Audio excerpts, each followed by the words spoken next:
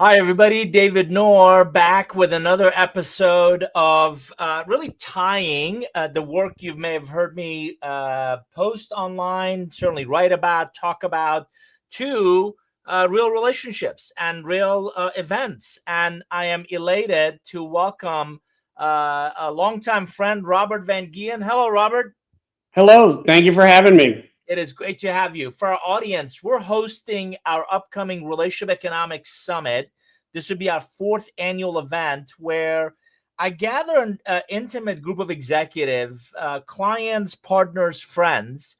And what we do is we really kind of share common challenges, common opportunities. And what I found out is, cybersecurity clients all go to cybersecurity events, and manufacturing clients all go to manufacturing events. And to cross pollinate my relationships really allows these executives in a non judgmental, kind of very intimate environment, share those challenges and opportunities. And you would think this executive running a $2 billion travel business has nothing in common with a manufacturing or a med tech client.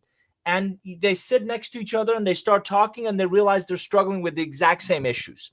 So in this episode, Robert is really driving, and you'll learn a lot more before we're done about FCEDC. And but Robert, before we start, I guess help our audience learn more about your background, where you've been, what you've done, and how you've arrived here so far. Sure. Well, thank you. Again, appreciate the opportunity. I'm happy to be and proud to be the president and CEO of the Fayetteville Cumberland Economic Development Corporation. And our organization is the lead economic development entity working with existing companies, working to recruit businesses, and working to help startups in Fayetteville, North Carolina, serving also Cumberland County, which is roughly 350,000 people. And we're very proud to be the largest neighbor to the world's most populous military base, and that is Fort Bragg. So a very unique community in that way. But my background actually started in urban planning in Connecticut and North Carolina before I really drilled down on what makes a community prosper, and that's having a good, strong, job-creating economy for its residents. And that took me into economic development about 20 years ago. It's hard to believe. That's it's amazing. I love the economic development engine of every region. I think it's critical, as you said, to attract the right partners, to attract the right companies, job creation. That economic development engine, I think, is a classic case of rising tides help everybody kind of prosper. So let's start talking. I want to go macro, Robert, and then we'll dive into micro. So let's talk about the regional advantage. So you're sitting at this really interesting intersection because in many ways of Fort Bragg, of defense, logistics, obviously a ton of innovation. How do you describe the region's unique value proposition to business leaders, to investors who, as you and I know, have other options? Sure, absolutely.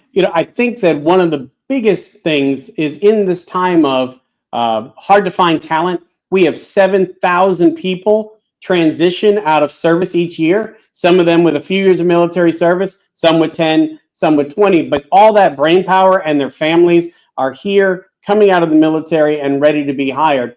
We also sit at a very advantageous location along Main Street, USA, Interstate 95, halfway between DC and Savannah, halfway between New York and Miami, and within 45 minutes of downtown Raleigh, which is one of the growing urban centers here in the Carolinas. I think we really offer that triumvirate of affordability, accessibility, and opportunity with a very unique demographic profile. We have 82 languages spoken in our schools because of that international influence, and we're one of the youngest large cities really you're going to find anywhere on the East Coast.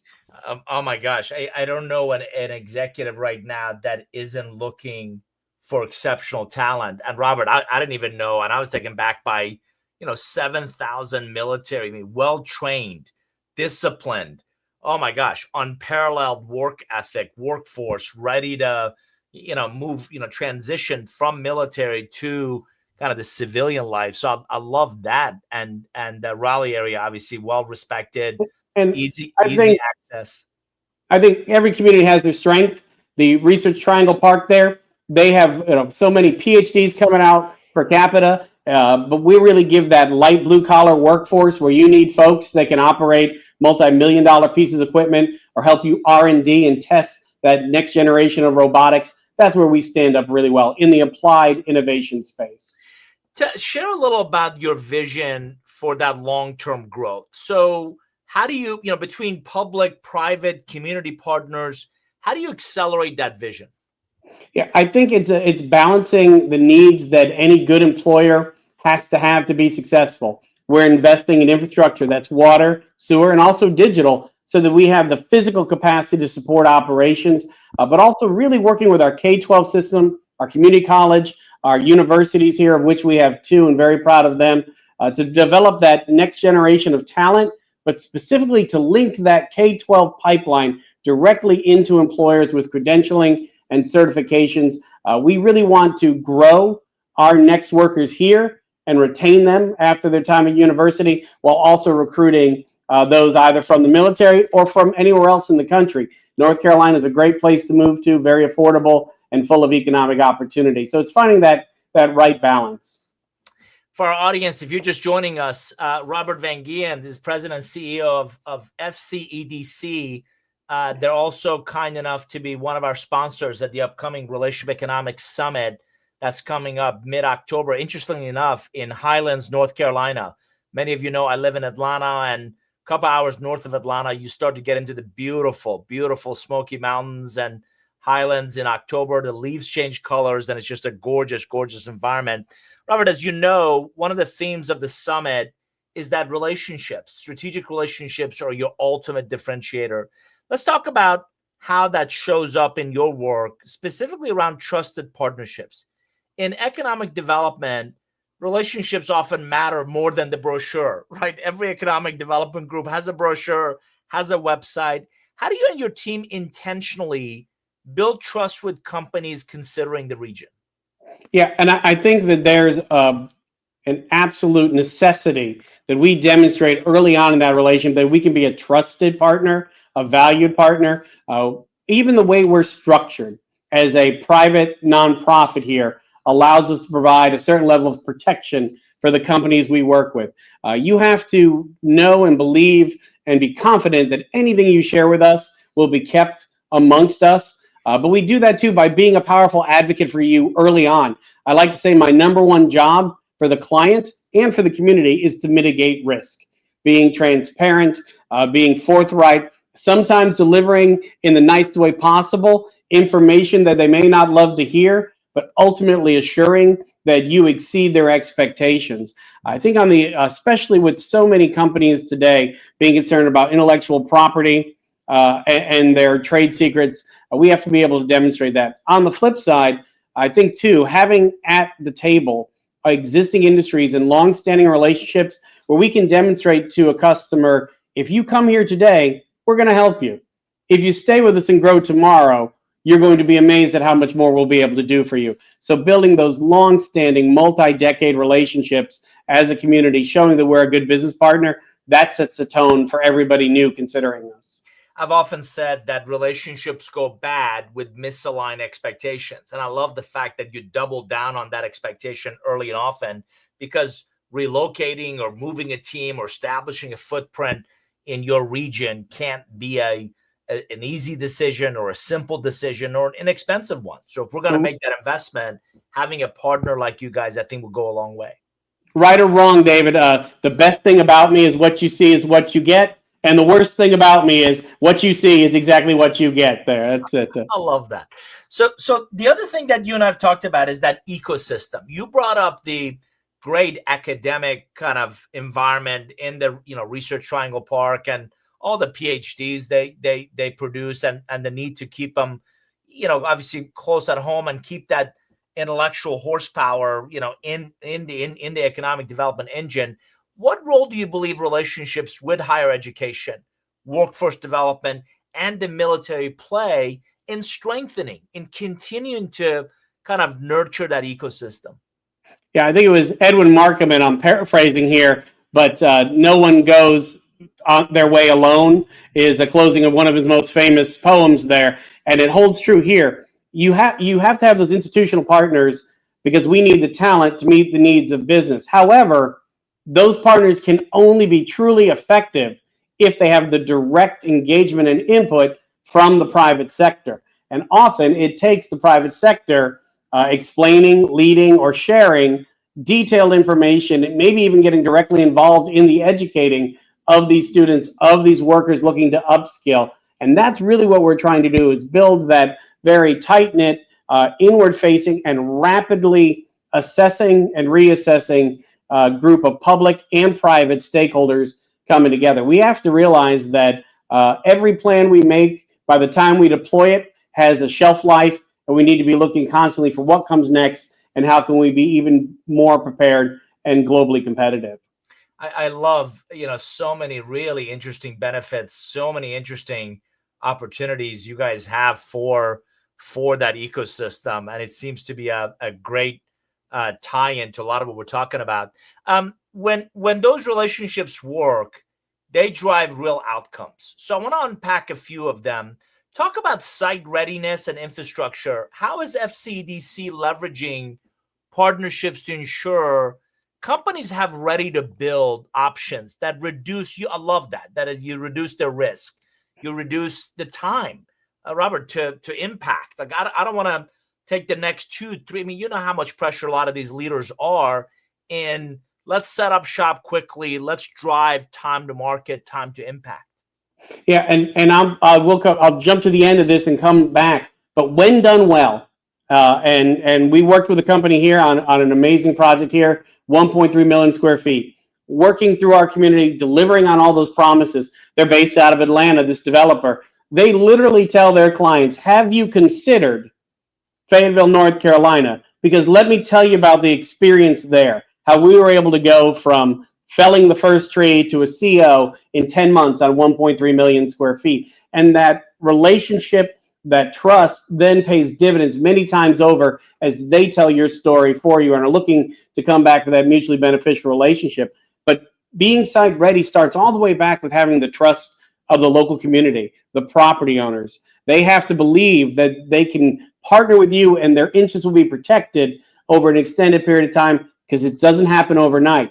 Down to the utility providers and the community leaderships believing that it's the right path and trusting in their economic development representatives to make the investment in infrastructure, which can be tens of millions of dollars, but then packaging that up to be truly ready and receptive with real-time, rapid responses for a company. And for us, that means when they come to town, we have the mayor, the chairman of the county commissioners, city managers, the fire marshal, the utilities department, everyone on a first name basis. And that's one of the blessings about being a medium to large community, that you can still know all the decision makers and get their cell phone number. And we give you that concierge service. Things will go wrong. There will be surprises, but you already know exactly who to call when that happens, so we can find a way around it. So for our audience, if you're just joining us, Robert Van Giens is President and CEO of FCEDC. We're talking about a preview to our Relationship Economics Summit. And what I love about what Robert and team are doing, they really are a catalyst for growth. And they really are innovating in this North Carolina community to attract and retain just exceptional talent, exceptional organizations that can impact that talent. And for our audience, we're live on LinkedIn, YouTube, X. Would welcome you to jump in. Jolie's awesome. She's jumping in with great discussion. Love hearing what this region has to say and do about really attracting and developing those jobs. So Robert, on that note, talk about you brought up the military talent and the higher education. What has to happen to keep that pipeline strong, adaptable? Are there transitioning kind of resources? How do I take I don't want to say a career military person, but certainly a great experience in military and really bring them to an employer? How do you make that transition? How do you help them make that transition? Yeah, there is the economic aspect, and I absolutely want to talk about that because I think we're making some big strides. But there's also developing that sense of place and that community that receives and supports them. So as our city and our county have invested heavily into quality of life improvements, investments in our downtown, partnerships that make us a place where veterans and their families want to stay. And that comes all the way down to the services from the VA to transition services to educational opportunities to healthcare and mental wellness as well. But on the employer side, you do have an opportunity to actually meet and engage that departing military member during their final term of service, where the government will actually pay their salary to intern or to be part of an apprenticeship with you, so you can try each other out with no risk prior to their last day. We want that last day, they take off their uniform on that last day and they put on the badge for your firm, whether it's working with Fort Bragg, working technology, or managing even a different type of business somewhere else across the country. The other thing we're doing is we are building out a nexus for innovation, an actual physical space where companies can come and have access to short-term training opportunities for recruitment offices. But also, if you're a soldier with an idea, if you're a small business with an idea for a new technology, we will have a secured space where you can brief officials from Fort Bragg or other military installations, and you can engage in that next level of R&D and that public-private coming together in a controlled and secured space so we can innovate together in a safe and secure way while building economic opportunity here in the community. I love that. A longtime friend is General Tom Bostic, former Chief of Army Corps of Engineers. He'll be at the summit. Remind me to kind of put the two of you together because he's passionate about helping, men and women in our military kind of create successful tenures beyond their military world. So obviously relationships don't just attract companies, they also shape investments and community projects. Talk about the most effective relationship strategies you've seen for attracting not just those companies, which as you and I talked about are critical, but also the capital investments in the region. I learned years ago, without margin, there's no mission. So if we don't attract capital and continue to build and grow, it's going to be difficult to sustain that ongoing development. Yeah, I think it comes down to being very strategic in building conversations. Some entities go out and they try to find the biggest room and fill every seat.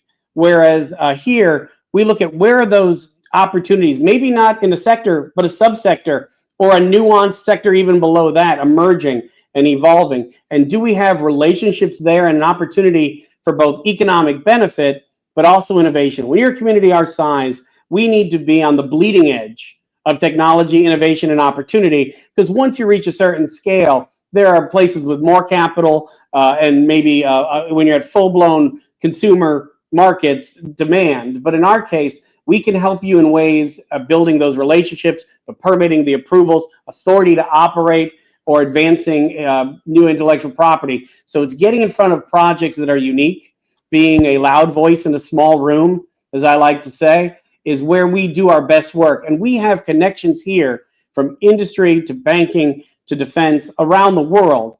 And so it's really drilling down into that to say, who are the right people that can get together and can advance each other's goals? And then we as a community benefit from that. I think it's really about investing in relationships. You're going to love this. I had a chance to meet Mike Rowe of the Dirty Jobs fame. Sure. Yeah. And Robert, the guy is so incredibly passionate about the trades and really creating shared prosperity for not just the kids that God bless them. I got two that pursue that 4-year college, but a lot of kids that's not the right path for them. So as I think about a lot of the military folks you mentioned, that talent beyond the jobs and investments, how do you ensure your relationships with local communities translate into inclusive growth and really shared prosperity for those that may not have as many other options? Yeah, and that is the unique thing for our community because we have this incredible economic engine that runs on parallel tracks to a historic southern city here along Interstate 95. Earlier you said a rising tide, and I would just add to that, lifts all serviceable boats. And so that being part of it, and this is where, to your point, we have found that biotech, cybersecurity, technology, the vast majority of high demand positions, yes, a 4-year degree never hurts, but a 2-year degree with credentialing, stackable credentials, certifications, demonstrated competencies through internships or apprenticeships are more in demand than a degree without any experience or coming out with a degree that doesn't specifically align with the skill set needed for a specific position. So that is where we're doing some of the best work, is working with K-12 students, early colleges on the university or community college campus, looking to develop pathways to career paths in cyber technology, medical, robotics, where we're able to give kids the tools, or people looking to re-enter the workforce, the certifications they need to go in and get that job. And what you find out is, if you're a good worker and you have the basic skills needed, that employer will help you advance quickly in your other educational endeavors. I love it. And you're sparking all kinds of ideas. So maybe after this session, I want to talk to you about an Avneer remote office in the FCEDC region with some of those sharp military folks. We have a space for you, key man offices in our new center here downtown. But there is one other strategy we are doing on that too. With the support of the city of Fayetteville and our state General Assembly, we have launched a capital fund where we are able to directly invest into businesses in underserved communities, so they can become a government, institutional, or military contractor, where we can take that interior painting company and we can fund them buying that lift truck that allows them to paint outside, or buy the racking and hardware you need to be a network provider in building out some of these new offices. I don't want to outword my welcome, but with that comment, you might have just become my BFF. So I love it. I love the idea of really enabling these companies, and as you said, even soldiers with ideas to really thrive. For our audience, if you're just joining us, Robert Van Geens is president and CEO of FCEDC. They're one of our sponsors at the upcoming Relationship Economics Summit mid-October in the beautiful, borderline stunning Highlands, North Carolina.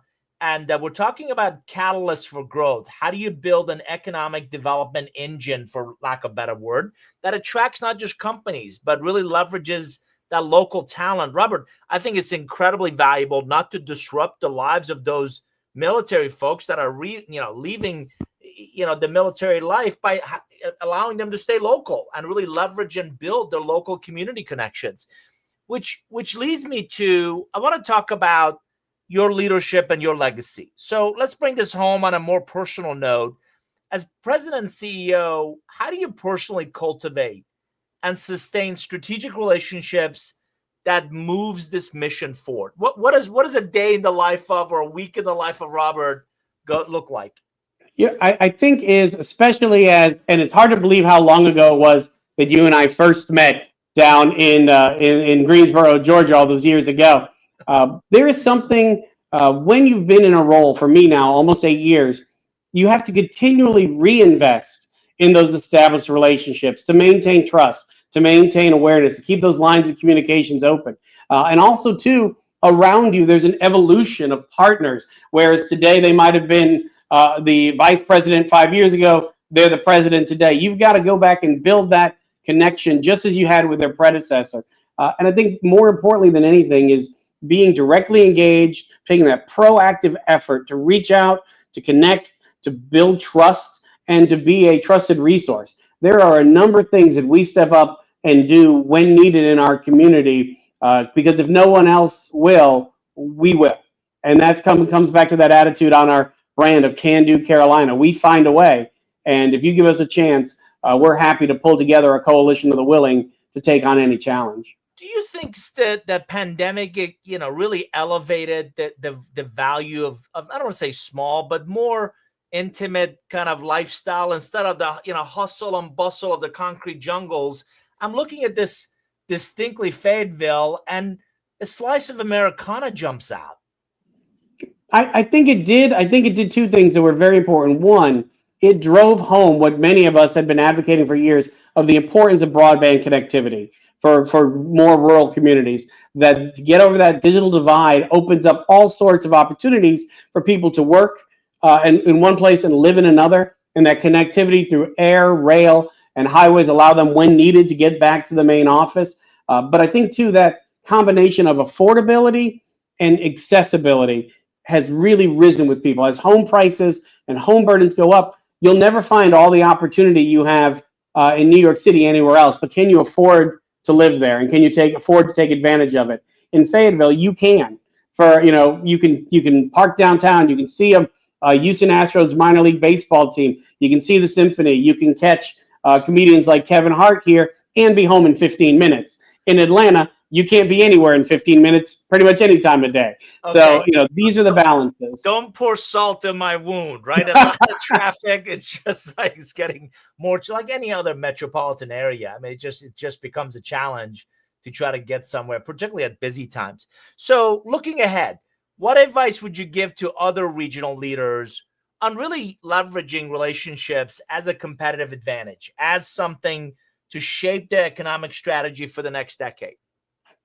I think that there is an absolute requirement that we in communities, as we face competing needs, have to invest in securing sites and buildings and locations with adequate infrastructure.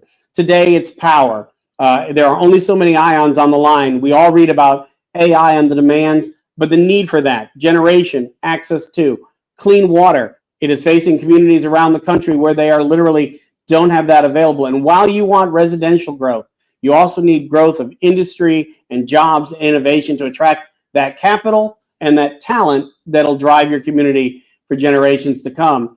And just like you're investing in that product for use of business, you need to invest in both your children and those on the edges of your workforce and those that need additional economic opportunity so you can grow that talent pipeline internally. For our audience, if you missed this conversation, you missed a good one. Robert Van Geens is president and CEO of FCEDC, also known as the Fayetteville Cumberland County, really the Economic Development Corporation. I've really enjoyed our discussions, and what I appreciate about Robert, as he mentioned, we met years ago, and I think relationship economics resonated with him so much so that they're sponsoring one of our sponsors of the upcoming Relationship Economics Summit. This is our annual gathering of executive clients, partners, and friends. The front end of the week is our leadership development program. Robert, you're also sending one of your colleagues to Next Up. That's right. That's right. One of my employees will be attending Next Up there, a really great young rising individual in the field, and just really have, I think it'll even further elevate her directory. Love it. So the front end is the leadership development program. Wednesday's an overlap where these Next Up, kind of they're ready for their next role, get a chance to interact with the senior executives. They leave. The executives stay all day Thursday, half a day on Friday. And we really share kind of challenges and opportunities to grow personally and professionally. And I'm often telling executives, it's a great chance to get out of your day-to-day obligations so you can really immerse yourself in your personal and professional aspirations. So, Robert, thank you. Thanks for making the time. Thanks for, again, being a great friend and a sponsor. And I'm legitimately serious about, we should talk about, I love the idea of your innovation center. Love the idea of access to the folks, phenomenal folks. I mean, God bless them for their service in our military and the opportunity for them to transition out of that. And I love the idea of programs that will help them transition from a military kind of life and service to one of a civilian life. So I can't wait to have that conversation with you. For our audience. Thank you so much for this. And I just be remiss to say everything I do would not be possible without the support of the city of Fayetteville, Cumberland County, our public and private sector funders. Without them, we wouldn't be able to achieve our mission. So just incredibly grateful for all that support us here. That's awesome. Thank you for all your support, all your efforts on our behalf as well. For our audience, we're doing a series of these previews around the Relationship Economics Summit. So thanks for joining. Hope this was of interest and value to you. And we look forward to seeing you next time. Thanks, everybody. Make it a great rest of the week. Take care.